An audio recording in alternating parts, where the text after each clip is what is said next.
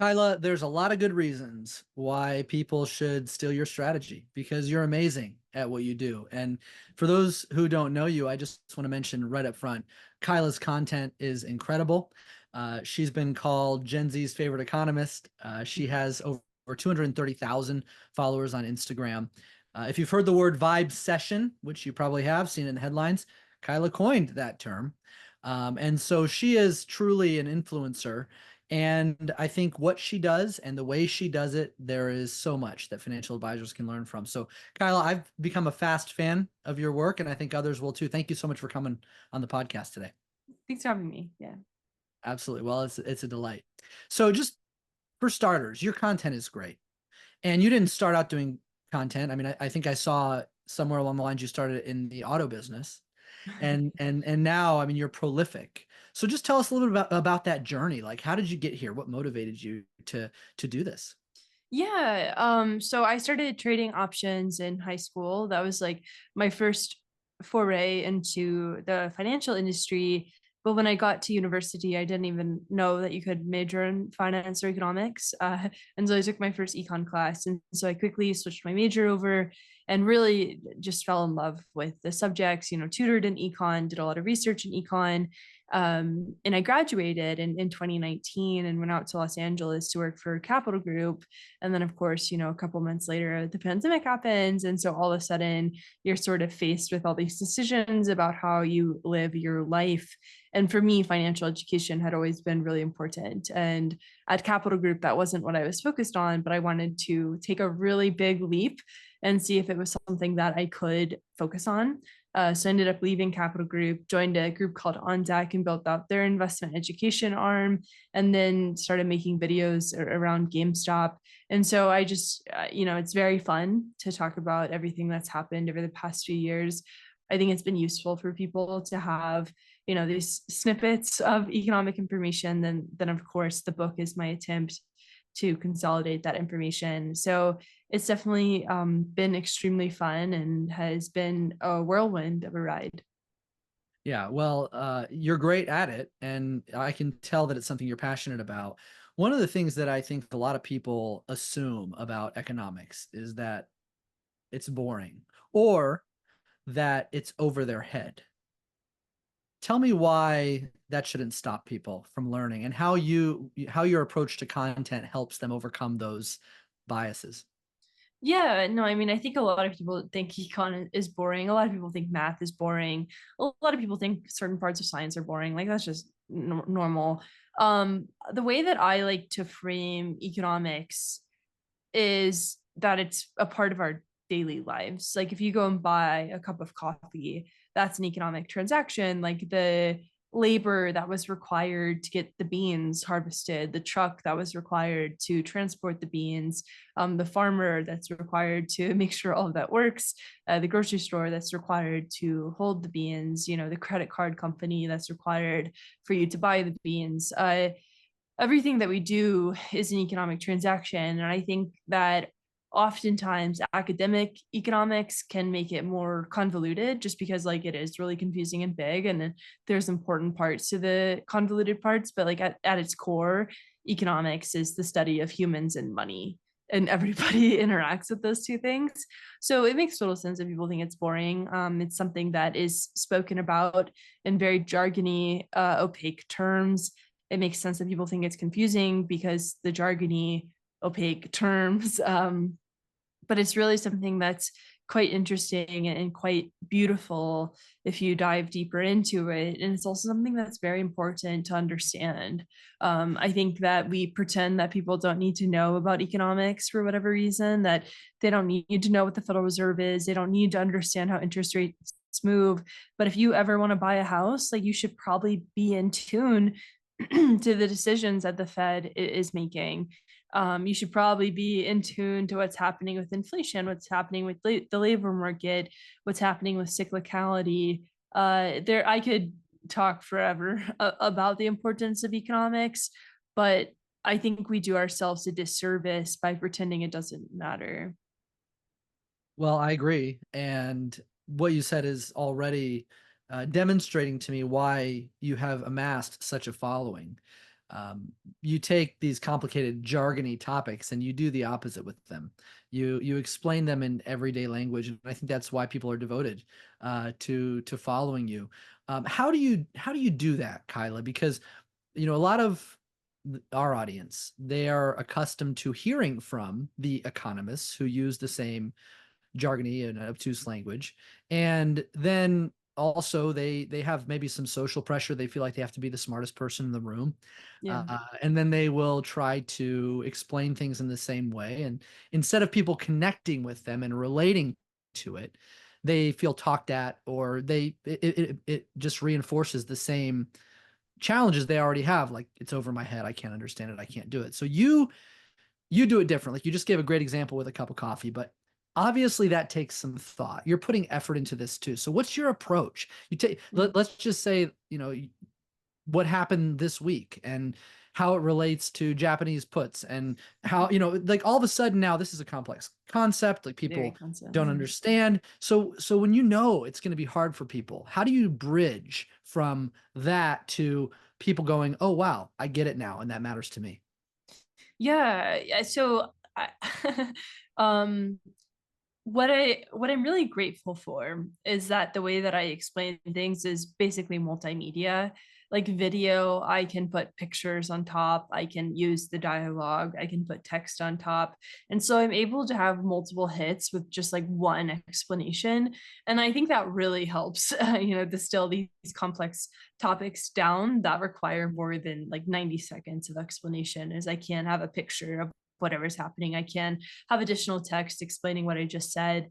But like, yeah, so what happened on August 5th, I did make a video about that. The yen carry trade exploded. And so the way that I would talk about something like that is be like, hey, here's the yen carry trade. Here's why people were invested in that. And here's why it's unwinding. And I just kind of walk through the cause and effect of each of those things. I try to have a 3-part act in all of the explanations that I do. And yeah, that seems to resonate. But excuse me, it also boils down to using a different form of language. So not just, talking about yen denominated loans, but being like they borrowed in yen, right? So it's really just about breaking down these economic concepts to their bare necessities and talking through it that way versus using the really heavy jargon. Yeah. Yeah. Mhm. And people respond to you. I noticed a lot of the things that you've created, it drives a ton of engagement. So how do you also manage that? Because once you're creating a ton of content at this level, people are asking questions, and you're very engaged with your audience. How do you manage all that? Um, yeah, the audience is great. Like I wouldn't be here without them. So I'm extremely grateful. Uh, the way that I try to do it is like I skim the comments on one of the platforms, not all of them, and just kind of get a sense of what people are still curious about. And then if needed, I'll make a follow-up video on whatever that topic is. But oftentimes what's like really fun is when it gets to be that flywheel. People can answer each other in the comments because like one listener will have a better grasp of what another person is talking about. And that's been like really fun. It's like I don't have to answer questions anymore because like the audience has become so well informed about these topics, whether it be through their own volition or hopefully through my content as well. And that's like the definition of community, right? And so that's been like really cool. That's happened kind of over the past year. That's just something that I've really noticed is like I don't have to be in the comments like answering questions because other people are doing it. So yeah. Yeah, and that is something that takes a long time for many to build. You've done it Yeah. relatively quickly. Your following has amassed quickly. What do you think has contributed to the just the velocity of that? GameStop happened. I got really lucky with timing. So that when I decided to like take the massive leap and leave my job to do this full time, it was a couple months after GameStop had happened. And because I had been there during GameStop and like had been explaining GameStop on TikTok, I had already kind of gotten a lot of people interested in what I was saying. And so that was really helpful. Like people were just tuned into the markets at the time that I was making videos. And then also during that time, I was doing a lot of skits, like a lot of funny, hopefully funny stuff. And there was an appetite for that kind of content at that time too. And I was also the only person, I think, pretending to be Jerome Powell in a video. And so like there was a unique product offering during a unique time. And so like it really was luck in a large part of it, and really good timing. But yeah, it's been wonderful. Well, it's, you give yourself probably not enough credit. It's luck and timing, sure, on some level, but it's also talent and creativity and Yeah. initiative. And those things are all needed to pull something like that off. So even now, as I look at your content, I see that timing continues to be a factor. For example, just this week, of course, you were on top. I think it was on the 5th. I might have saw your podcast episode drop, or it was the night, late early on the 6th. No, it's the So fifth. was it the 5th? Yeah. Okay. See, of course it was. Yeah. So you're on top of it. Tell me about the role of timing in engaging an audience, building followers, and how you decide when you're looking at the headlines and what's happening, what content to create and why you think timeliness is important. Yeah, so I make daily videos. And so when August 5th was happening, I was already getting messages asking me like what was going on. And so I view it as my responsibility as a daily video creator to be extremely responsive to news. Um, so like I was on top of Silicon Valley Bank when that exploded. I was on top of FTX when that exploded. Yeah, so like I really try to stay up with what's happening, and explain it as quickly as possible. A lot of consolidation. And the way that I think about timing is that like you have to be careful because like you don't want to move too fast and get things wrong, which has happened. You want to move fast and get things right. And so for August 5th, for example, I did not publish until after the US markets closed because I didn't want anything to happen in the US markets that would have made the story that I had written obsolete, right? And so it really is just about balancing what you're trying to get across, being as truthful and honest as possible, and then also making sure that you don't move too fast, like being sure that you're gathering all the facts of whatever is impacting the story that you're working on, and yeah, publishing that in a timely manner. Yeah. Well, being a daily creator, that's not easy. I'm sure balancing that with just, other responsibilities in life is tricky.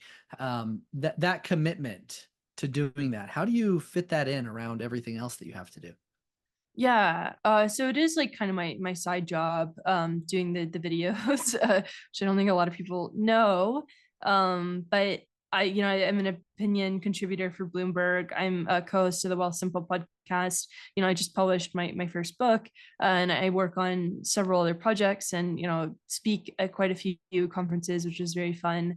But the way that I balance it is, I've been doing it for 3 years, and so you get pretty efficient at something if you've done it for 3 years, on an almost daily basis, because it's almost like 900 reps, right? And so for me, it used to take like 8 hours to edit and publish a video. Like when I first started on TikTok, before I was even making finance videos in December 2020, it took me so long to film. And there's also an element of becoming comfortable in front of the camera and comfortable talking to yourself in a room all alone. Like you have to uh, get feeling good about that.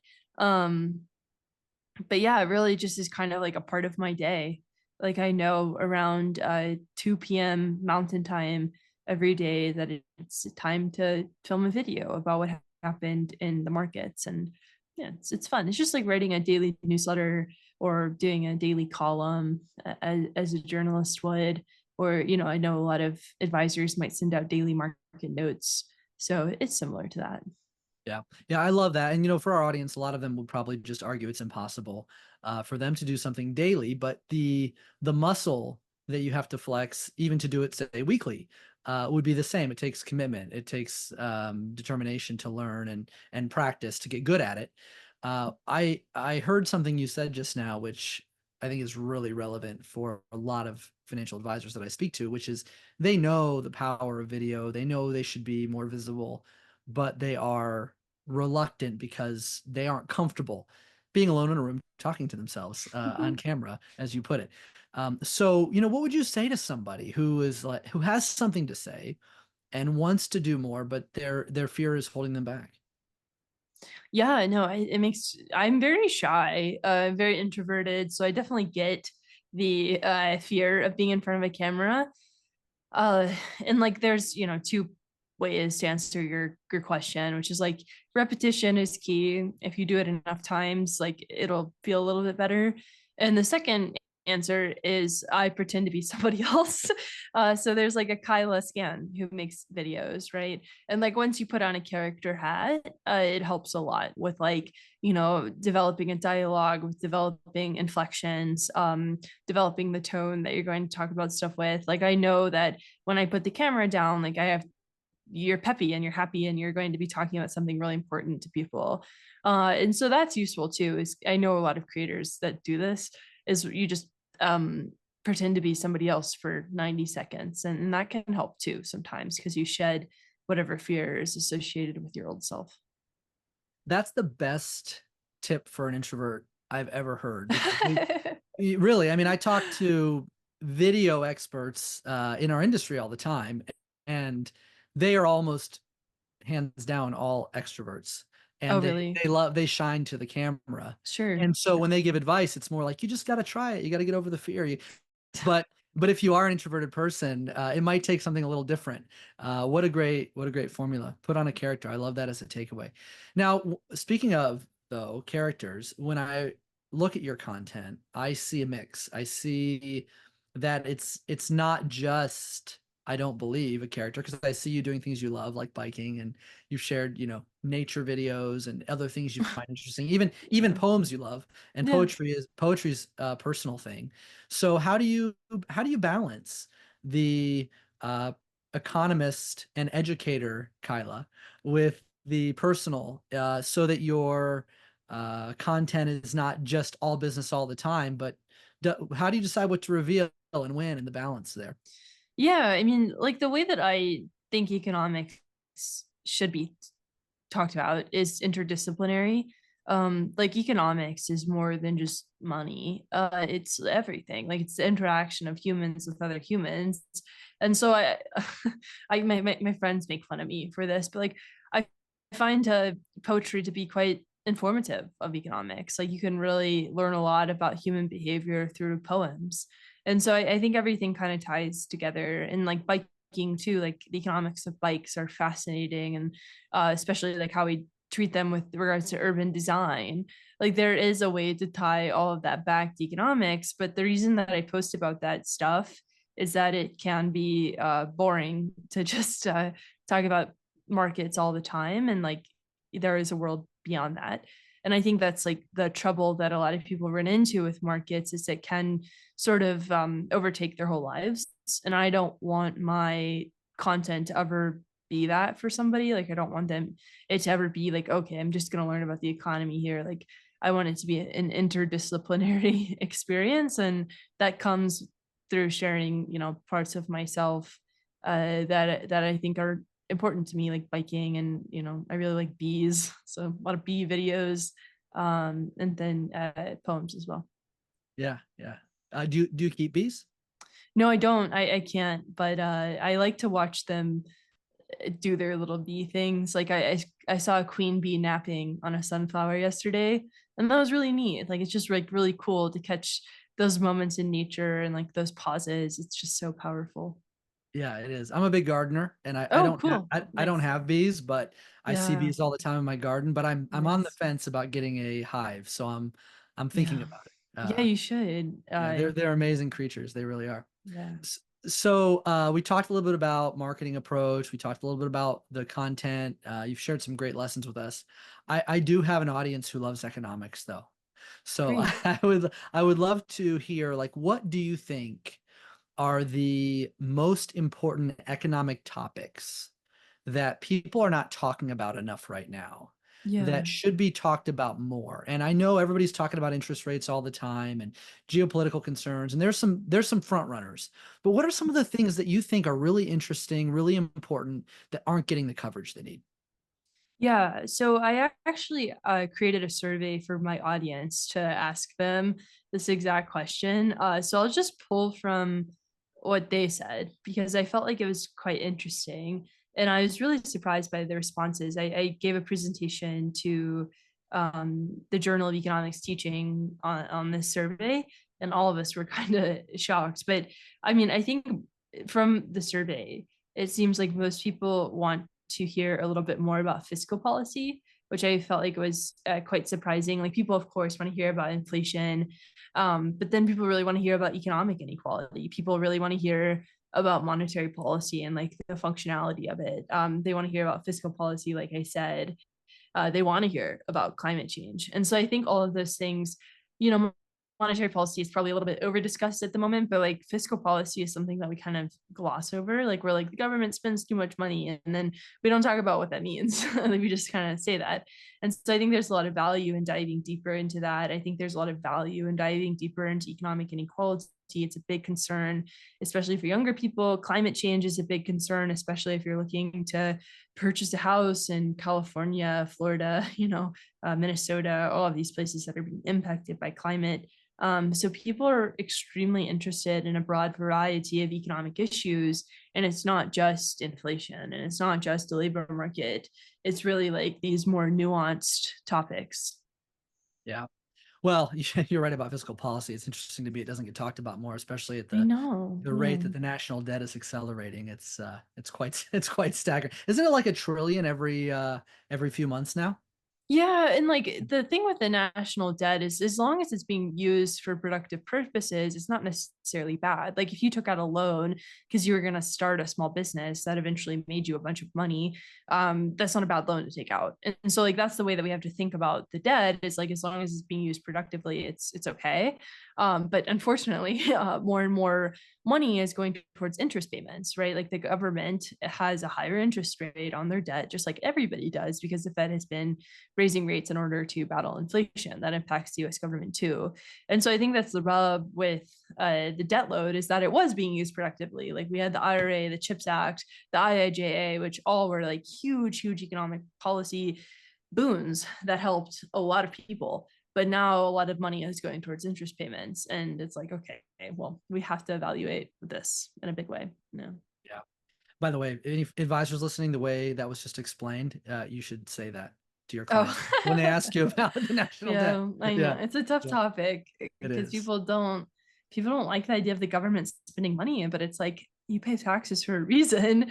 You should want the government to spend a little bit of money, but I think people worry about the misuse of their funds, and that's tough to navigate. But yeah. Well, and increased taxation as the end result, I think, is probably even a bigger worry, right? People are afraid that they're going to have to pay that back through higher taxes. Is Yeah, maybe. I think that's being proposed, but the increase in taxes shouldn't. And that this is not a small percentage of people, but like those making over $400,000 won't have their taxes raised. I think it could be interesting to like reform the tax code, like land value tax could be quite interesting. Thinking about how do we redefine corporate taxation, etc. But yeah, there's a lot of ways to make money as a government.